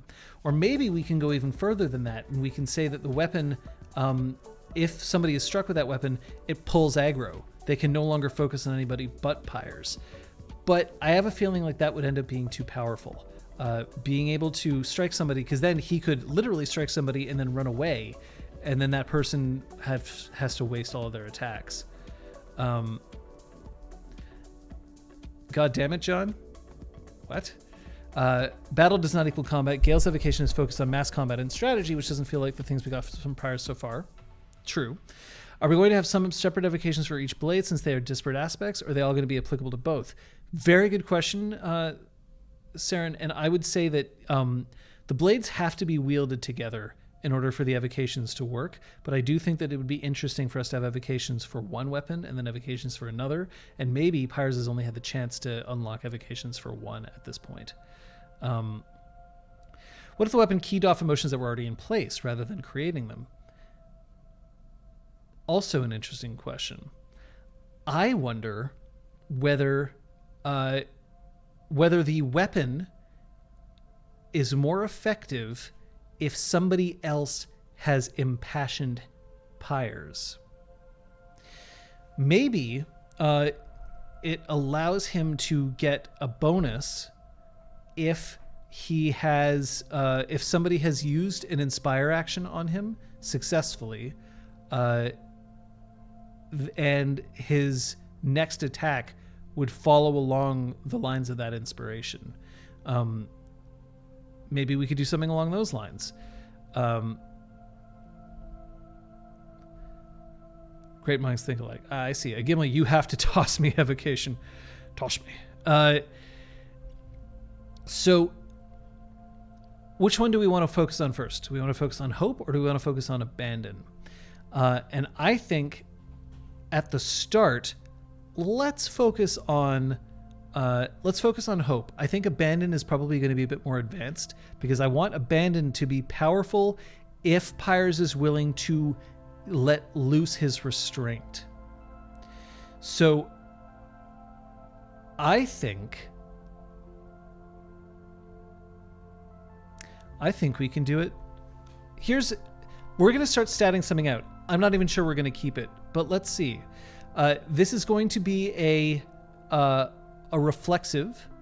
Its duration is going to be instant. Its keywords are going to be decisive only. And its effect is going to be the following. And we'll add flavor to it later. Upon striking an opponent with hope, actually, here, we'll add some flavor to start. Hope understands that emotion can only be felt by those alive enough, by those who are alive and aware. Any attack that would slay an opponent, or we'll say any attack using hope,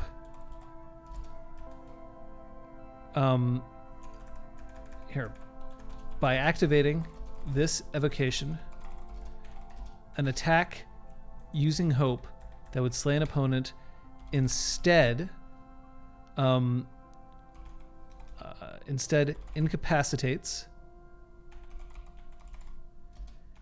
and automatically inspires a now we can have it be instill, and it straight up instills an intimacy right away, but I think it automatically inspires the target and all allies with an emotion of the wielder's choice. So this is an idea. Evocation.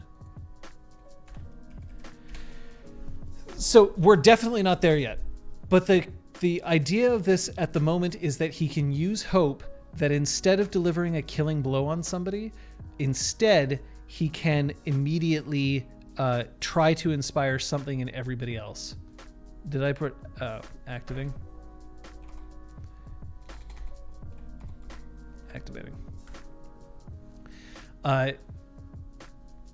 So in doing this, what we're essentially doing is we're also giving him an out, because if he ends up killing somebody, he can choose not to, which is nice. But it also means that he can inspire an emotion, which then causes them to think perhaps in a different way. The issue is that inspiration of an emotion in Exalted, using the inspire action, you are not allowed to state what the emotion is applied to. You can only state an emotion. So you can inspire anger in someone, but you can't inspire anger with someone else. You can only hope that they'll make that link themselves. Gilded Good, I'm not actually sure. I haven't decided yet. But yes, the wording is not clear, so we have to figure that out. So we could do it this way. We could be that if hope slays or incapacitates an opponent, it instead inspires all of that opponent's allies. So in a way, it's sort of making the determination that by taking somebody's life, I have been able to radiate something outwards. Fear could be abused in that case. So here's the thing. Fear doesn't necessarily mean abject terror and somebody is running away. Fear might cause somebody to heighten their attack. It might cause them to move forward even faster.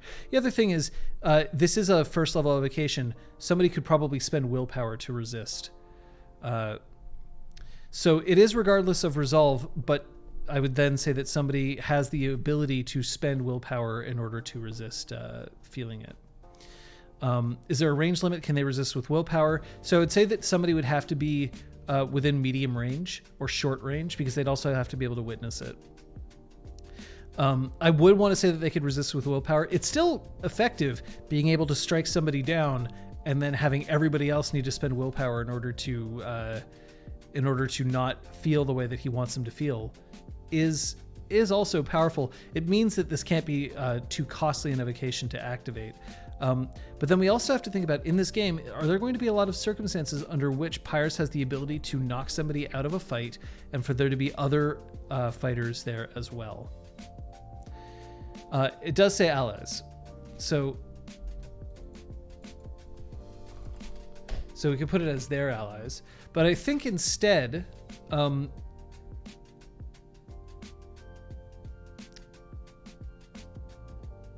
don't know if I think that instead of taking away the ability to like pull the punch, I think instead we're going to say an attack using hope that would incapacitate. So that incapacitates an opponent, automatically inspires the fallen's allies with an emotion of the wielder's choice.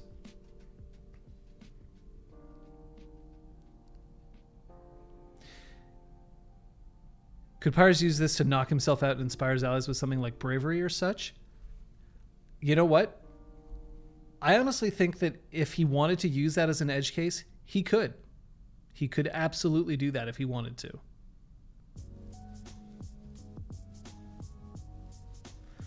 Monty, could two swords have linked evocations like one inspires X, the other does Y to anyone hit with X in place? Absolutely. They can build upon each other, no problem.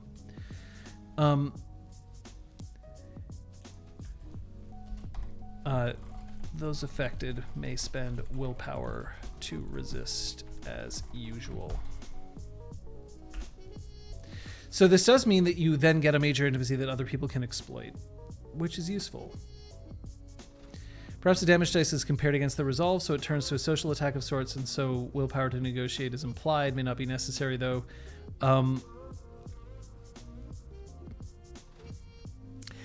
I think that once we start using things to compare against the resolve, if we change it to a social attack, then what we're saying is that we don't want Pyres to engage his social abilities, but he has them. And I don't want to then say, well, we given, like, you are very good at inspiring people already. Now you can also do it with your weapon.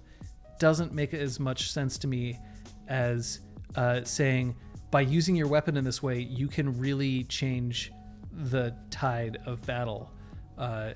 Because I think that it is also interesting that he could use it on an ally to inspire his allies.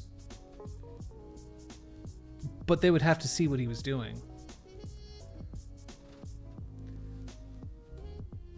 Maybe just emotions to all in an area rather than just his enemy's allies.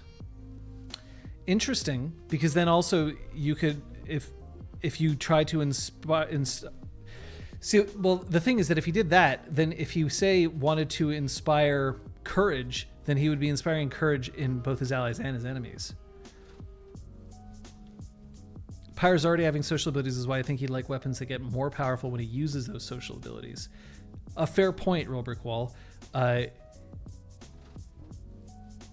in that case, it could be as simple as that it has an ability if he has successfully used an inspire action against somebody else. So mention that this inspire action depends on sight, possibly. But that's... So Real Brickworld makes a good point in that maybe he doesn't need this, right? Maybe being able to automatically inspire somebody isn't actually necessary because he can already do that using his socials. There isn't really much of an advantage to using this right now. So it's no good. Doesn't work.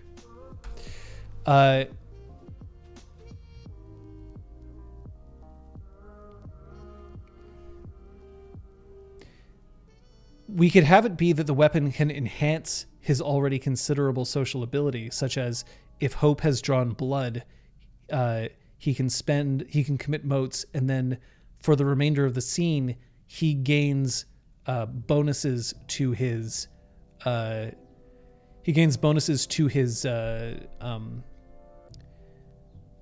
inspire actions as a result. Because then he could also potentially use that on himself, right? He can spill his own blood in an attempt to help out. So he can pay health levels for bonuses.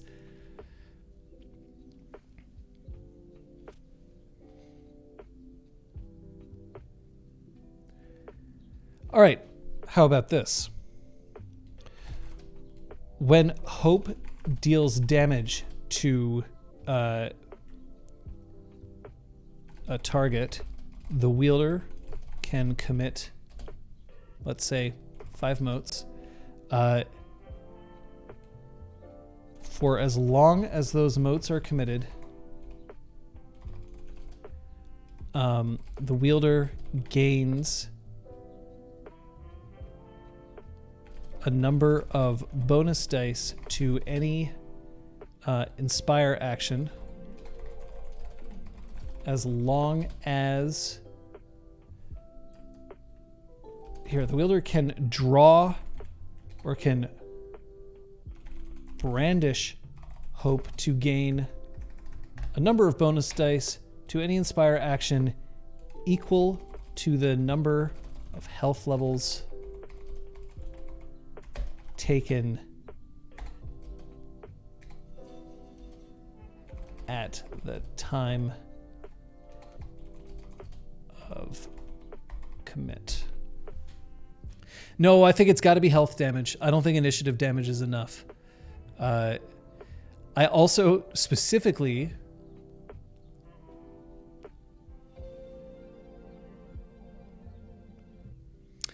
Gilligood, that's actually a really good idea as well. This is essentially that he can use combat in order to enhance his socials.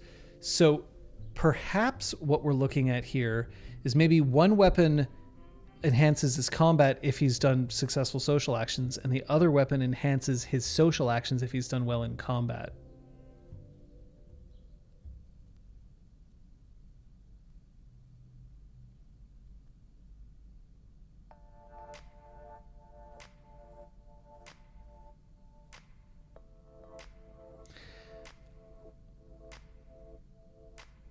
Evocation with committed motes for a defining principle of courage. Caps got stuck. Messing with somebody's joined battle rolls is actually quite powerful. So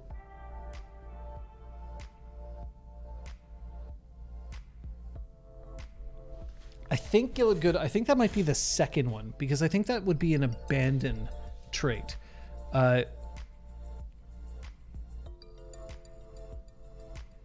Why do you say that, Aravana? Just out of curiosity. Because you could make the case that could be that if he successfully inspires an emotion in somebody, that they can gain, that they would then have a penalty to their next joined battle roll.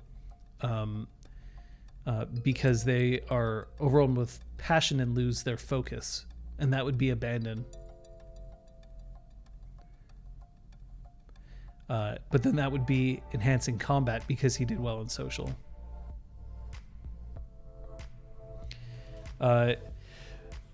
If I haven't, by the way, taken your example, part of it is just that we are focusing on creating one evocation here, and one of the issues of designing by committee, it's very interesting from a brainstorm perspective, but like at some point you do have to focus and actually create something, because everyone's always going to have great ideas, but I can't consider all ideas in the 15 minutes that we have left. So let's see.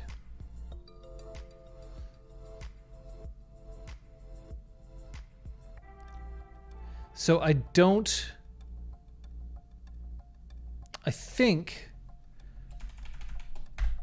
that doesn't quite work.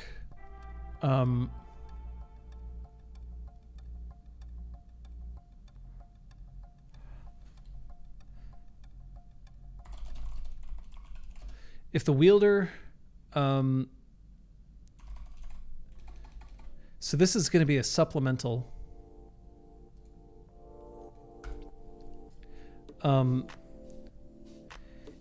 If the wielder is touching any part of hope at the time of making an inspire action, this should be taking an inspire action.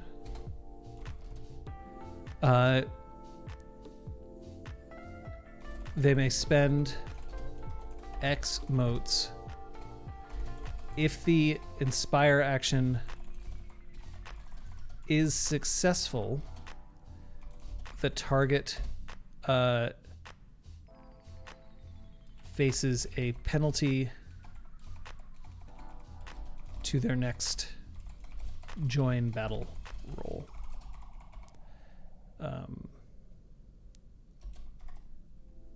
Assuming it happens in this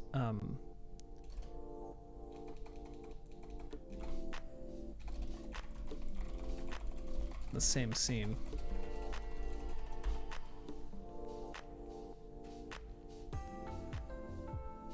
So the strength of determination. Pyros beats someone up in combat to make them listen to them, or Pyros smacks talks, taunts someone to get an advantage in the expected combat. So the crosshair, I don't know if I want to go along that route specifically. So in terms of spending up to essence modes for an equal penalty, the only issue that I have right now is that he is essence 1. So that means that it's a -1 penalty to join battle, which maybe is fine, but it means that it would have to be a relatively cheap thing to spend. The other thing is I want it to be a standard essence cost. I don't like having things be a oh well, I guess you can have it be like, 1 mote per die. Yeah, that's not necessarily a bad thing. The thing that I don't necessarily like the crosshair about beat somebody up in combat to make them listen to them is because you can do that anyway. You can beat somebody up as an intimidation action, or to essentially be like, do what I like, or a threaten action. And then it's like, do what I want or I'll kill you. And I don't really like the idea of like, I hurt you so bad that you're now willing to follow my cause. That's a little troublesome for me. But I do like the idea of, if I've affected you socially, I have benefits against you in combat. And if I've affected you in combat, I have benefits socially. But I'm not sure if I want it specifically to be, you have to listen to me as a result.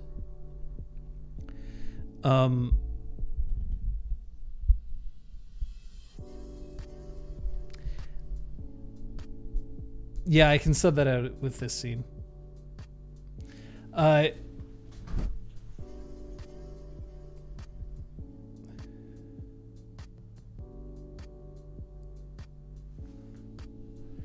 So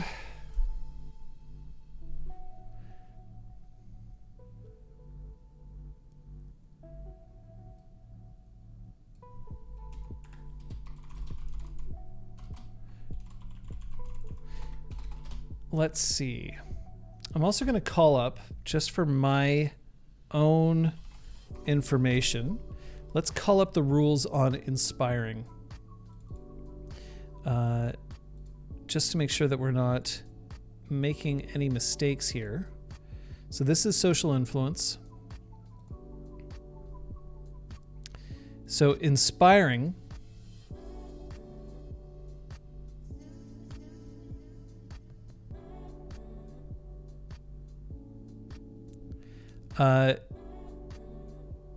You can spend willpower to resist.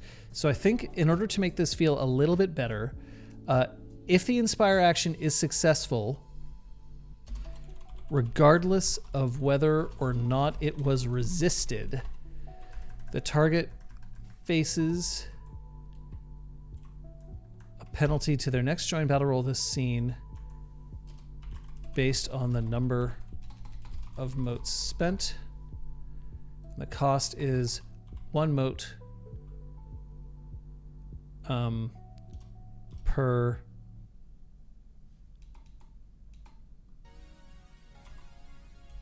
die up to a max of essence.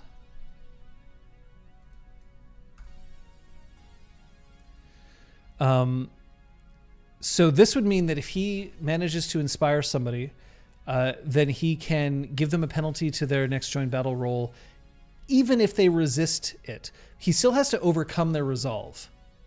So if his inspire action just falls flat, doesn't matter. If somebody manages to resist right off the bat, doesn't matter. But if somebody has to spend willpower after the fact to resist, then it still happens.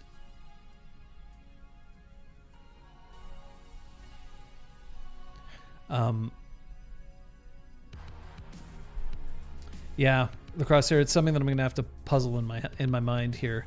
Upon victory, inspire a tie of the loser's choice reflecting the battle.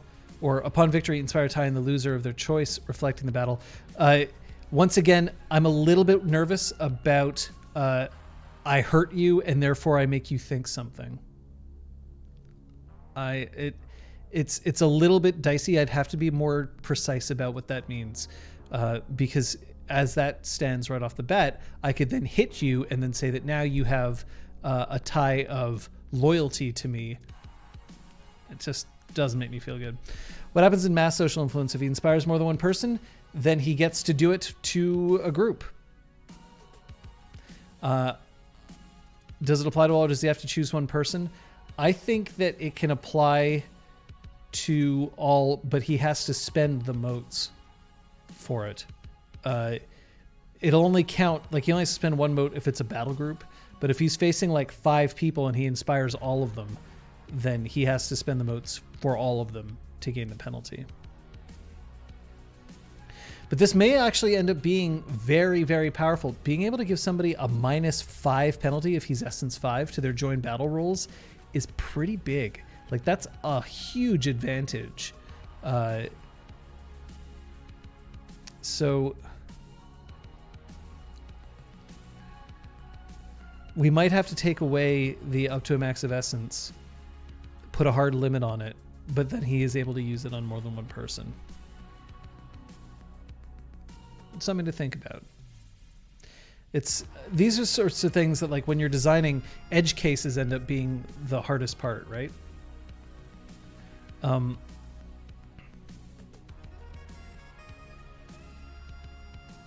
Robert Quall says maybe spend 1 willpower to affect all targets of the inspire action instead of just 1. I think that might be fair.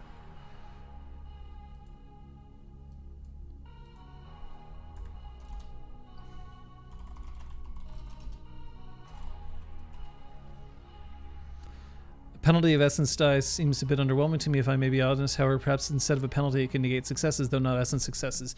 So, Requiem Loss, let me put it this way. Let's say that your join battle roll is typically quite good. It's 8. You've invested heavily into it. You have enough wits awareness to roll 8 dice as your join battle. And then if you have essence 5, that 8 becomes 3. And that is a big swing. That is a very big swing. But I think that if he can spend 1 willpower to affect everybody, I think that becomes quite good.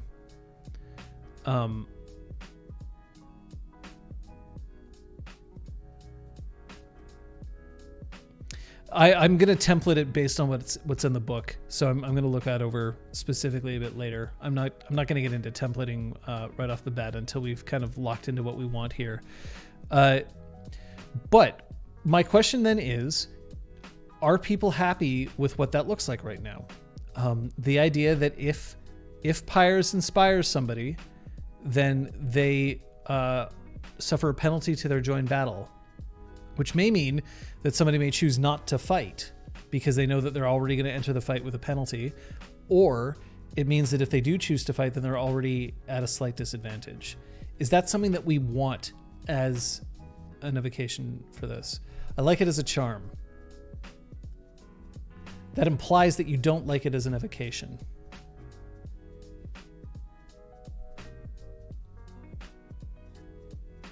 So I am curious. I'm not certain that I like this just yet. I think I might need to roll it around in my head a little bit. But as an evocation, okay.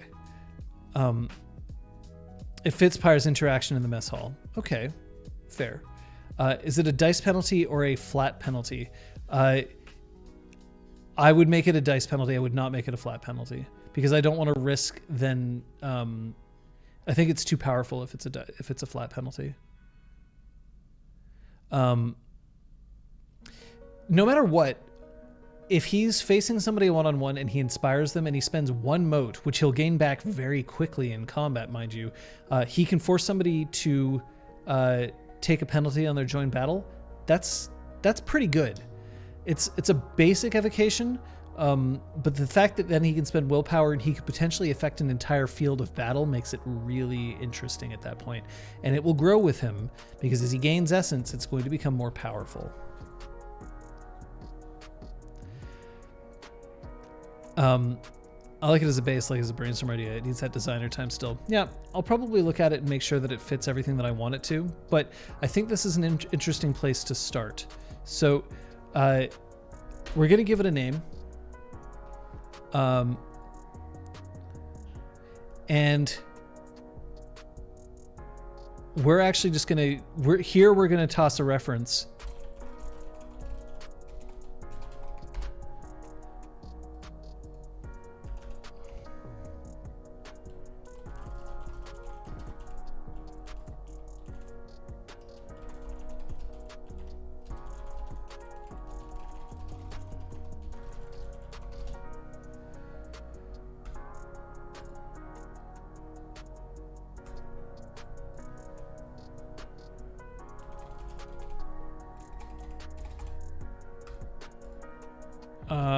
Yeah.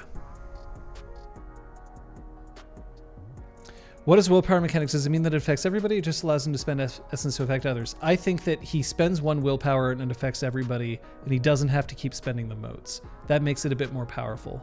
He has to still have successfully inspired them, though. Thank you for tuning in, Wesley. I really appreciate it. Appreciate seeing you around here. We are about time anyway.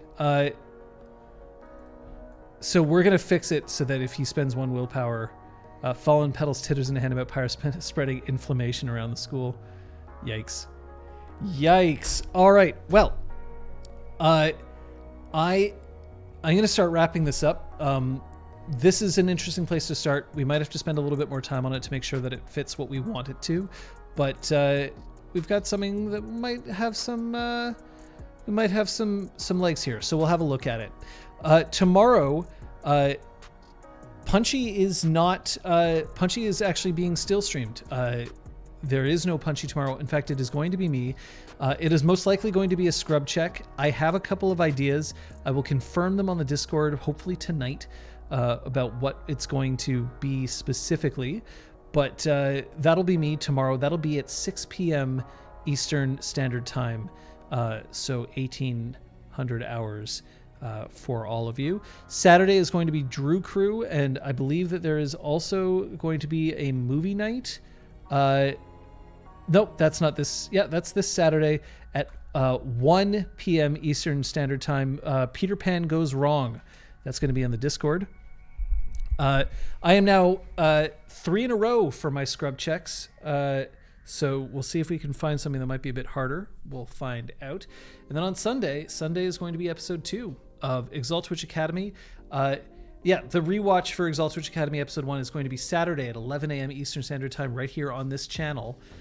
So that will absolutely be a thing. So you can tune in live and interact and talk about the game live with other people. And then Sunday we're going to have episode 2.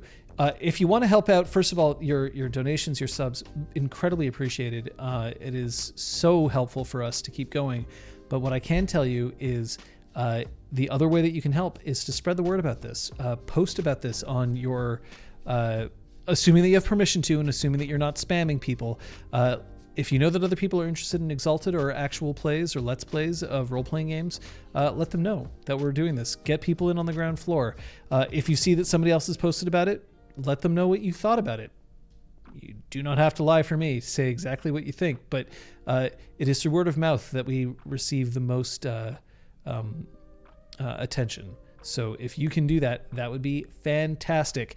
Thanks so much for tuning in, and I really hope that we get a chance to see you, if not tomorrow for Scrub Check, if not Saturday for the rewatch right here on this channel, or Drew Crew on Liz's channel, or Movie Night on the Discord, then on Sunday for ExalTwitch Academy Episode 2. We'll see you next time.